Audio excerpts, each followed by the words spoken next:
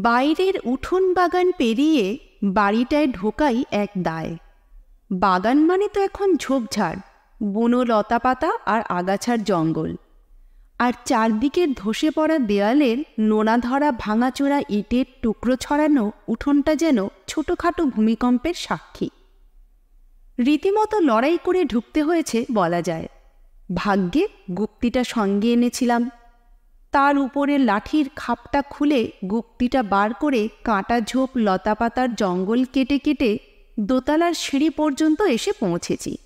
সিঁড়িটা দোতলায় গিয়ে উঠেছে ঠিকই, কিন্তু রেলিং ভাঙা নোনা আর শ্যাওলা ধরা ধাপগুলোর যা অবস্থা, তাতে উঠতে গেলে আমার ভারেই ধসে পড়বে কিনা কে জানে। সাবধানে বুঝে বুঝে পা ফেলে ওপরে উঠতে উঠতে মনটা কিন্তু খুশি হয়ে উঠছিল। না, বটকেষ্টকে এবার আর বাজে খবর দেবার জন্যে বকাবকি করতে হবে না।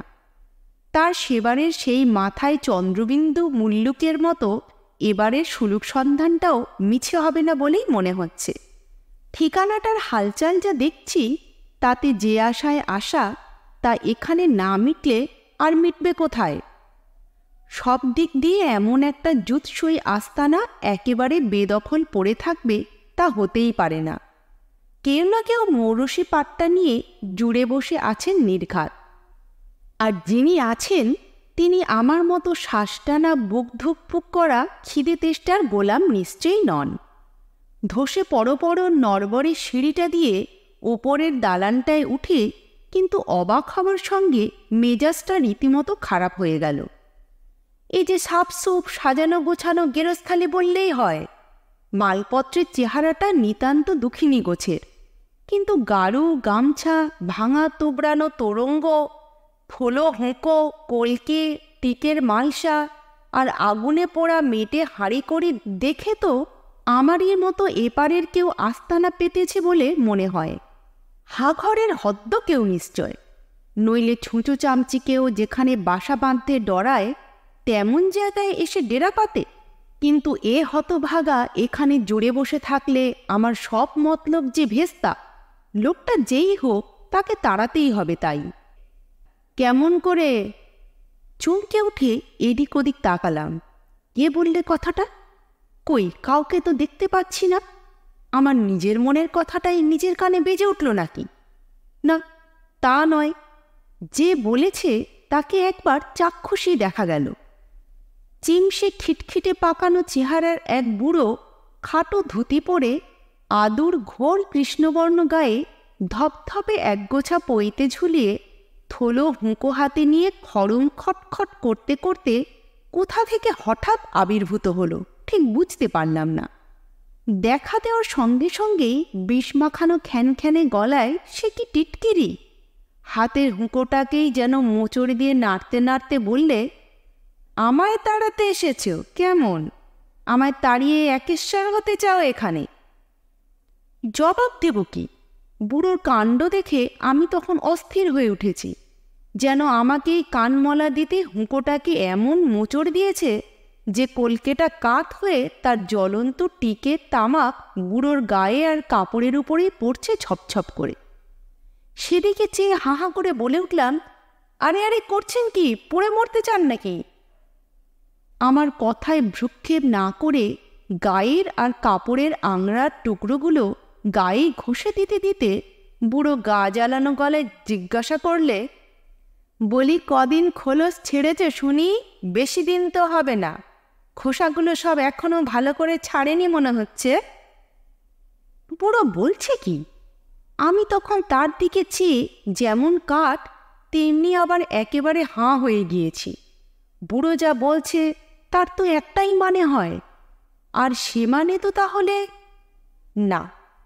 আগের লাইন পর্যন্ত যা লেখা হয়েছে তা আমার নিজের কথা নয়, সব সেই খেরোখাতা থেকে তোলা, মেজকর্তার সেই খেরোখাতা। কলকাতার সবচেয়ে লম্বা পাড়ির বাসে দমদমে এয়ারপোর্টে যাবার পথে যা একটা খালি বেঞ্চের উপর পুঁটলি বাঁধা অবস্থায় পাওয়া গিয়েছিল। পুঁটলিটা বেওয়ারিশ দেখে আর তার ভেতরে ছিঁড়া খোঁড়া একটা খেরোখাতার পাতাগুলো একটু নাড়তে চাড়তে দু একটা কথা চোখে পড়ায় ভেতরের নাম ঠিকানা কিছু পেলে যথাস্থানে ফেরত দেব বলে পুঁটলিটা চেয়ে নিয়েছিলাম। নেহাত একটা ছিঁড়া খোঁড়া হলদে হয়ে আসা বেরঙা কাগজের হাতে লেখা খেরোখাতা বলেই কেউ আর আপত্তি করেনি। খেরোখাতাটা ছোটোখাটো নয়, বেশ ঢাউস, প্রায় মহাভারত প্রমাণ। ছেঁড়া খোঁড়া পাতাগুলোয় অনেক ওলটপালট হয়ে গেছে। যতটা সম্ভব সেসব পাতা গুছিয়ে এ পর্যন্ত যতখানি ঘাটাঘাটি করেছি তাতে কারোর নাম ঠিকানা কিন্তু কিচ্ছু পাইনি। পেয়েছি শুধু মেজকর্তা বলে একটি নাম। তিনি কোথাকার তা জানি না, কোন যুগের মানুষ তারও হদিশ পাওয়া ভার। কিন্তু মানুষটি একেবারে অদ্ভুত, অদ্ভুত তার শখ বা বাতিকের দিক দিয়ে। লোকের কত রকম শখ আর বাতিকই তো থাকে। কারোর মাছ ধরার শখ, কারোর বাতিক দেশ বিদেশের ডাক টিকিট জমানো, কারোর আবার শিকারের নেশা। এসব শখ আর বাতিকের জন্য কি কষ্ট না করে মানুষ, আর কত না খরচ। তার খেরোখাতা বৃত্তান্ত পড়ে বোঝা যায় মেজকর্তাও তাই করেন।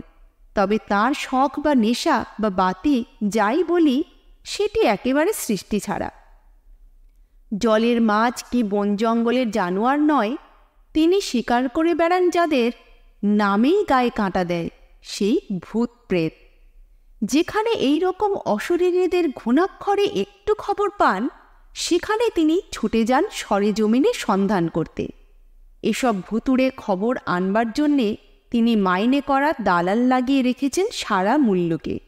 দালালরা খাঁটি খবর আনলে মাইনের উপর মোটা বকশিস পায়। ভূতের পেছনে এই সব ছোটাছুটির বিবরণ তিনি একটি মোটা খেরোখাতায় লিখে গেছেন। কবে যে লিখে গেছেন তা সঠিকভাবে জানবার কোনো উপায় নেই। কিন্তু বর্ণনা টর্ণনা পড়ে ব্যাপারগুলো যে হালের নয়, এটুকু অন্তত বোঝা যায়। এই খেরোখাতাটি বেওয়ারিশ একটি পুঁটুলির মধ্যে লম্বা পাড়ির একটা বাসের বেঞ্চিতে পাওয়ার পর সামান্য একটু নেড়েচেড়ে দেখবার সময় হানাবাড়ি, ভুতুড়ে গাঁ গোছের কয়েকটা কথা পেয়েই আগ্রহ ভরে সেটা নিয়ে এসেছিলাম।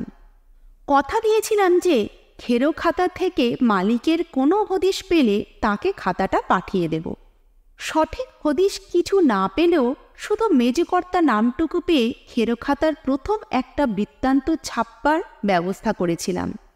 আসল মালিক তা দেখে যদি নিজের হারানো খাতা দাবি করতে আসে। দাবিদার কেউ কিন্তু আসেনি। প্রথমের পর দ্বিতীয় বৃত্তান্ত ছাপবার সময় আগের বারের আশাটা কিন্তু ভয় হয়ে দাঁড়িয়েছে। কেউ সত্যি আসুক তা আর তখন চাইছি না। মনের বাসনাই পূর্ণ হয়েছে শেষ পর্যন্ত। কেউ আর আসেনি, কেউ আর আসবে না বলেই এখন আমার ধারণা খেরোখাতার যিনি মালিক, কোনো কিছু দাবি করতে আসার অবস্থাই হয়তো তিনি পার করে গেছেন। তিনিই হয়তো আর নেই। নিজের কৌতূহল মেটাবার সঙ্গে মেজকর্তার স্মৃতির মান রাখতে তাঁর খেরোখাতা থেকে যতদূর সাধ্য তার বিচিত্র সব বিবরণ উদ্ধার করে তাই বার করবার চেষ্টা করে যাচ্ছি। কিন্তু উদ্ধার করা কি সোজা? একে ছেঁড়া খোঁড়া খেরোখাতার পাতাগুলোই সব মজুদ আছে কিনা সন্দেহ। যা আছে তাও গিয়েছে ওলটপালট হয়ে। এছাড়া মেজকর্তার লেখার ধারাটাই কেমন খামখেয়ালি। কোথাকার খেয়েই কোথায় গিয়ে যে আবার ধরেছেন তা খুঁজে পাওয়াই দায়। যে কাহিনী দিয়ে এ কাহিনী আরম্ভ করেছি, তাও মাঝপথেই অমন আচমকা ছেড়েছি কি প্যাঁচ কষবার জন্যে? মোটেই না। লেখাটা একটা পাতার শেষ লাইনে ওই পর্যন্তই পৌঁছে থেমেছে। পরের পাতায় তার বাকি অংশটা পড়তে গিয়ে চক্ষু স্থির। পরের পাতাটাই সেখানে নেই। গেল কোথায় সে পাতা? একেবারে হারিয়ে গেছে নাকি? না মেজকর্তা তার স্বভাব মাফিক এ পাতার খেয়েই এই পাতার মহাভারত প্রমাণ পুঁথির তারায় আর কোনো পাতায় নিয়ে গিয়ে ছেড়ে বসে আছেন? তা যদি তিনি না করে থাকেন, তাহলে তো মাঝপথে হঠাৎ অন্তর্ধান হওয়া এই বৃত্তান্তের শেষ না জানার যন্ত্রণা সহ্য করাই শক্ত হবে। কি বললে? থেলোহুঁকো হাতে সেই চিমসে বুড়ো। তার কি এমন দারুণ মানে বুঝলেন মেজকর্তা? আর কি হলো তাদের সেই মোলাকাতের ফলাফল? এসব কথা কি আর কোনোদিন জানা যাবে না? অস্থির হয়ে তাই খেরোখাতার পাতার পর পাতা তন্ন তন্ন করে খোঁজবার চেষ্টা করেছি। সে চেষ্টা একেবারে বিফল হয়নি। আশাতীতভাবে সে বৃত্তান্তের ধারাটা আরেক জায়গায় খুঁজে পেয়েছি। মাঝখানের কিছু বাদ পড়েছে কিনা বলা শক্ত, তবে আসল খেইটা তাতে একেবারে ছিঁড়ে যায়নি। মেজকর্তা লিখেছেন, সমস্ত শরীরের ভেতরটা শিরশির করে উঠল। এমন ভাগ্য যে হয়েছে তা তো বিশ্বাস করতেই পারছি না। এতদিন যে সুযোগের স্বপ্নই শুধু দেখেছি তা সত্যি সত্যি একেবারে হাতের মুঠোয়। হুঁকো হাতে চিমসে বুড়ো যা বলছে তাতে তো একটা কথাই বোঝায়। না, একটা নয়, দুটো। সোনায় সোহাগা ছাড়া কিছু নয়। এখন শুধু একটু সামলে ঘুঁটে নাড়লে আমি যা চাইছি সেই কিস্তিমাত। বুড়ো নিজেই শুধু ধরা দিয়ে ফেলেনি, আমাকেও তার দলের বলে ধরে নিয়েছে। বেশ একটু বুঝে সুঝে সব চাল চেলে এই ফুলটা যদি জিইয়ে রাখতে পারি, তাহলে আমার প্রেত পুরাণ সারা দুনিয়ায় একেবারে তাক লাগিয়ে দেবে। চিমসে বুড়োর টিটকিরের প্রথম জবাবটা বেশ ভালোই দিলাম। খোসা কি আপনারই সব ছেড়েছে নাকি? দালানের কোণে তার মালপত্র দেখিয়ে বললাম, ওগুলো তাহলে পুষে রেখেছেন কেন? এ জবাব শুনে সে কি খ্যানখ্যানে হাসি চিমসে বুড়োর। হাসতে হাসতে কলকের আগুন আবার গায়ে কাপড়ে ছিটিয়ে পড়ল। আগের মতোই সেগুলো যেন চন্দন পাটার মতো গায়ে ঘষে নিয়ে বললে, ঠিক ধরেছ, ঠিক। তবে ওগুলো তোমার ওই পুঁটলি আর গুপ্তি ভরা লাঠির মতো পুরনো অভ্যেস জমিয়ে রাখা নয়। অভ্যেসে নয় তো শখে? আমি একটু ভুতুড়ে ঝাঁঝি দেখালাম। আরে না না, অভ্যেসও নয়, শখও নয়। বুড়ো হাসতে হাসতেই বললে, ও তো শুধু উৎপাত ঠেকাতে একটু ভড়কি। উৎপাত ঠেকাতে ভড়কি? এবার আমি সত্যিই হতভম্ব। কিসের উৎপাত আর কি ভড়কি? কিসের উৎপাত তা বুঝলে না? বুড়োর গলায় আবার টিটকিরি সুর। তোমায় আগে যা ভেবেছিলাম সেই হতভাগাদের উৎপাত, বিশ্বাস তো ওদের নেই। লোভ করে কি সত্যি হাড়ির হালের হাগরে হয়ে কেউ পাছে সেধুতে এসে জ্বালায়, তাই তৈরি থাকতে হয় সারাক্ষণ। উৎপাত করার হতভাগা মানে যে মানুষ তা বুঝলাম, কিন্তু ঘরকন্যার মালপত্র দিয়ে তাদের ভড়কি দেওয়াটা কি ব্যাপার, সেই কথাই জানতে চাইলাম। আমার বোকামিতে বুড়ো এবার খুশি। বললে, একেবারে আনকোড়া আনারই তো, কিছুই এখনো জানো না। ভড়কিটা কিরকম তাহলে শোনো। হতভাগারা একবার সেধুলে তো সহজে নড়তে চায় না, তাই তাদের তাড়াবার দাওয়াইটা কড়া করবার জন্য প্রথম মুখশুদ্ধিটা বেশ মোলায়েম মিষ্টি লাগাবার ওই ভড়কি। হতভাগা যে আসবে, ঘরকন্যার ওই ব্যবস্থা দেখে তার মনে একটু ভরসাই হবে নিজের মতো আরেকজনকে সঙ্গী পেয়ে। নিশ্চিন্ত হয়ে তারপর যেই একটু গুছিয়ে বসবার কথা ভাবছে, তখন আচমকা গায়ের উপর কলকের আগুন ছড়াবার মতো একটি প্যাঁচ কি তেমন জবরদস্ত দুঁদে কেউ হলে মুন্ডুটার ছাল ছাড়ানো এই চেহারা একবার হঠাৎ দেখালেই কাম ফতে। এবারই মুখো তো নয়ই, এ তল্লাতে আর কোনোদিনই সে পা বাড়াবে না। চিমসে বুড়োর দিকে চেয়ে সমস্ত শরীরটা আপনা থেকে শিউরে উঠে বুকের ভেতরটা যেন হিম হয়ে গেল। বুড়ো তার প্যাচ বোঝাতে তার বিকট ফরমাসি চেহারাটাই আমায় তখন দেখাচ্ছে। একগোছা পৈতে ঝোলানো চিমসে পাকানো আবলুসের কাঠের মতো আদুর দেহটির উপর কোটর বার করা দাঁত, ছিঁড় কোটানো একটা মরার মাথা। বুকের ভেতর থেকে যে চিৎকারটা আপনা থেকে বেরিয়ে আসছিল, কোনো রকমে সেটা চেপে মুখটা নির্বিকার রাখতেই তখন গায়ে ঘাম দিচ্ছে। তবু প্রাণপণে ধাক্কাটা সামলে ঠোঁটে একটু বাঁকা হাসি টানবার চেষ্টা করে বললাম, হ্যাঁ, এ প্যাচ একেবারে মোক্ষম, কিন্তু মানুষকে তাড়াবার জন্যে এত গরজ কেন? মানুষকে ভয়টা কি? কি ভয়? চিমসে বুড়ো এবার চটেই উঠল আমার উপর। খোলস তো সবে ছেড়েছ, দুদিন বাদে বুঝবে মানুষকে কি ভয় আর কেন। অমন বেজাত খোলস ছাড়া সকলের সঙ্গে মানিয়ে বনিয়ে থাকতে পারো, কিন্তু মানুষের সঙ্গে কখনো নয়। সঙ্গে থাকবার একটা সুবিধে দিয়েছ কি, কেন, কেমন, কোথায় সব বৃত্তান্ত খুঁচিয়ে খুঁচিয়ে বার করতে চেয়ে জ্বালিয়ে মারবে একেবারে। কেউ আবার ভূতের ওঝা ডাকে আমাদের তাড়াতে। সেই 2 দিন বাদে তো নিজেরাই খোলস ছাড়বি, তা অত ছটফটানি কিসের? সাথে কি ভয় দেখিয়ে ওদের তাড়াতে হয়? একটু থেমে বুড়ো মরার মুন্ডুটা পাল্টে হেসে বললে, যাক, তোমাকে যখন সাথে পেয়েছি তখন আর ভাবনার কিছু নেই। দুজনে মিলে পোড়ো ভিটের এমন সুনাম ছড়াবো যে হাঁঘরে টাঘরে তো ছাড়, গোড়া মিলিটারি পর্যন্ত এধার মারাবে না। তোমার পুরনো নতুন কটা প্যাচ শিখিয়ে দেব ধীরে সুস্থে। এখন 2 দিন একটু জিরিয়ে টিরিয়ে টনকো হয়ে নাও। কাঁচা খোলস ছাড়লে প্রথমটা কেমন একটু সব এলানো এলানো মনে হয় কি না? ও হ্যাঁ, এক আস্তানায় থাকবো, সময়ে অসময়ে দেখা হবে। তা তোমায় একটা কিছু বলে ডাকতে পারলে ভালো হতো না? তোমার পুরনো অভ্যাসের ওই চিহ্ন ধরে গুপ্তি বলে ডাকতে পারি তো তুমিও পারো আমায় হুকোদা বলতে।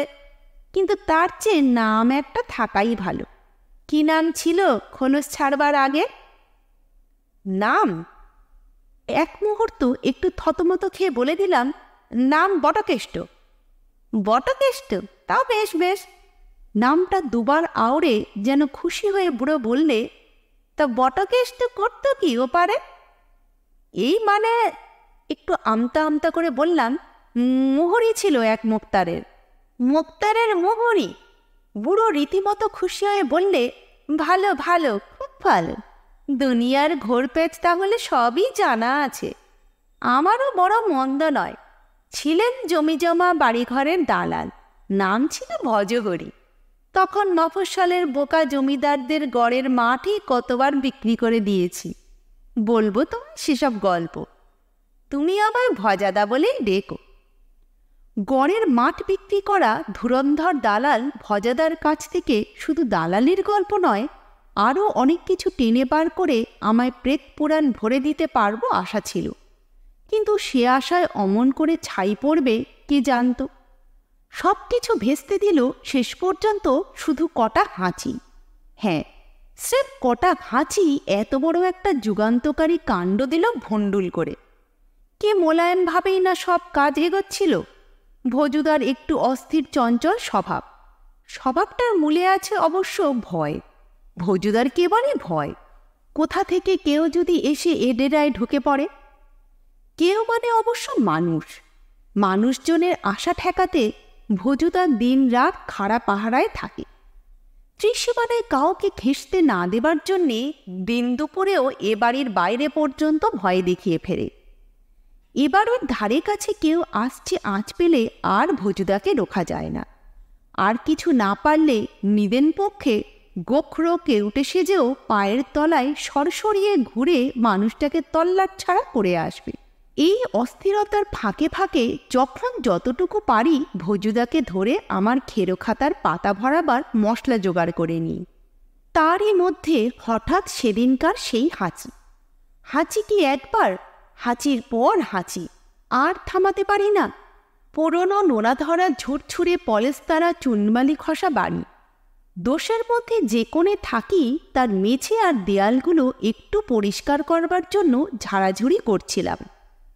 ব্যাস, তাতেই নাকে মুখে মান্ধাতার আমলের ধুলো ঢুকে এমন সুরসুরে ধরিয়েছে যে প্রাণপণ চেষ্টা করেও তা সামলাতে পারছি না। ভজুদা তখন কাছে পিঠে ছিল না। উত্তর দিকের একেবারে জঙ্গল হয়ে ওঠা বাগানের কাছে গায়ের কে বুড়ি 2 কাঠকুটো কুড়োতে এসেছে টের পেয়ে গেছিল তাকে ভয় দেখিয়ে তাড়াতে। ভজুদা ফিরে আসার আগেই কি চেষ্টাই না করলাম হাঁচিটা বন্ধ করতে, কিন্তু তার পারলাম না কিছুতেই। ভজুদা ফিরে এসে প্রথমে অবাক, তারপর রীতিমতো বিরক্ত। তাই খিঁচিয়ে ওঠে বললে, ও আবার কি নেকামি? হাঁচি কাশির শখ এখনো মেটেনি নাকি? না ভজুদা। হাঁচির ফাঁকে কোনো রকমে জানাবার চেষ্টা করলাম, এটা ও অভ্যাস। অভ্যাস? ভজুদা তেমনি খাপ্পা। বলি, হাঁচতে হাঁচতেই খোলস ছেড়েছিলে নাকি যে এখনো অভ্যেস ছাড়তে পারছো না? আর তাই বা হবে কেন? ওসব বদভ্যেস টদভ্যেস সঙ্গে তো কখনো আসে না। হ্যাঁ, আসে না মানে, যা বলতে চাইলাম পরপর কটা হাঁচিতে তা চাপা পড়ে গেল। আর ওদিকে ভোজদার ফরমাসি মুখই তখন ফ্যাকাশে মেরে গিয়ে জিভ তোতলা হয়ে এসেছে। এ তো শেষে সে হাঁচি নয়, তুমি তাহলে মানুষ? শেষ কথাটা যেন উচ্চারণ নয়, একেবারে আর্তনাদ। সেই সঙ্গে ভোজদাও একেবারে সত্যি সত্যি হাওয়া। ভোজদা, ও ভোজদা, শুনুন শুনুন! গলা চিরে গেল চিৎকার করতে করতে। কিন্তু কোথায় পাবো আর ভোজদাকে? ধারে কাছে ঘেঁষবার ভয়ে যে মানুষকে ভোজদা তাড়িয়ে বেড়ায়, বাঘের ঘরে ঘোগের মতো সে মানুষই তাকে ঠকিয়ে তার আস্তানায় ডেরা পেতেছে, এ আর সে সহ্য করতে পারে? মানুষের ভয়ে ভোজদা একেবারে মুল্লুক ছাড়া। আমার প্রেত পুরাণ মনের মতো করে লেখা আর হলো না। মেজকর্তার খেরোখাতার বৃত্তান্ত এইখানেই শেষ। আতিপাতি করে ঘেঁটেও ভোজদার কথা আর কোথাও খুঁজে পাইনি। লেসন চ্যানেলে আজকে শুনলেন প্রেমেন্দ্র মিত্রের লেখা ভূত শিকারী মেজকর্তা।